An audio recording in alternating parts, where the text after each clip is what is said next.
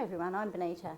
I'm really excited about our theme here at Hope Centre this month of My Story, because I'm really passionate about having conversations with people one-on-one and being able to share my story and the gospel with others. Because you know, your story is really powerful and it's really unique.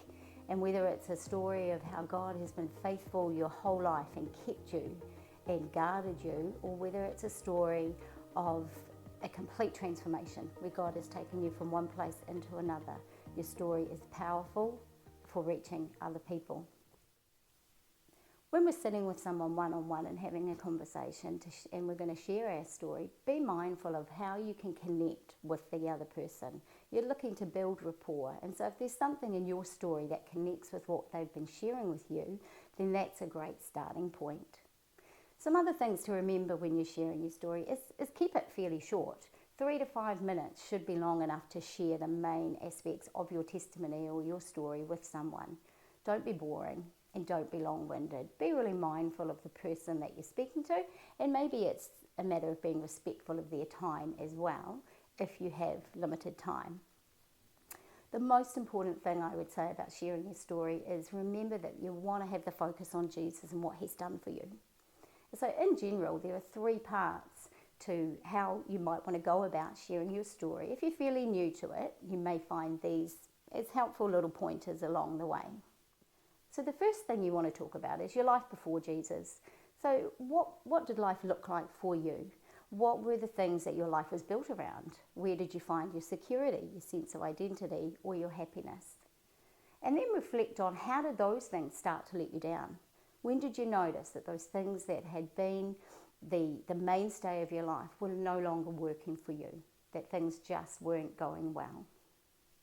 Then you want to move on to thinking about how you were introduced to Jesus, how you met him. What was your initial reaction when someone shared with you? How did you get shared with? Did someone share their testimony with you? Did you read a tract? Were you invited to church? And think about what was your reaction. Were you one of those people who went, oh, I don't know about that, this is not for me? Or did you think, that's interesting, I want to find out more? So these are the kind of things that you want to share. And then think about what was that turning point for you. Maybe you became a believer really quickly. Maybe it was more of a slow process over years for you.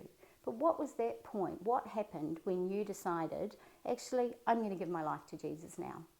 And share with the person that you're sitting with. Share about that. And then the third part is, what is your life like now? So what is your life like after Jesus? And this is where you want to put a lot of emphasis. How have your attitudes changed? What's your character like? What is life like in general for you? How do you cope when things don't go well? Life is still tricky. How do you deal with that now that you have Jesus in your life? What are you looking forward to? Where does your hope rest now? Great. So now that we've talked about a brief way of how you might structure your story when you're sharing with someone else, you might be thinking, that's all well and good, but how do I transition within a conversation with someone to actually get to the point of being able to share my story? So I just want to share with you an easy way of doing that, and it's simply listen in the conversation. Listen to what the person you're talking with is sharing with you. Maybe they're sharing an issue, a disappointment, or a situation that they're facing. And then use something simple along the lines of, hey, thanks for sharing that with me.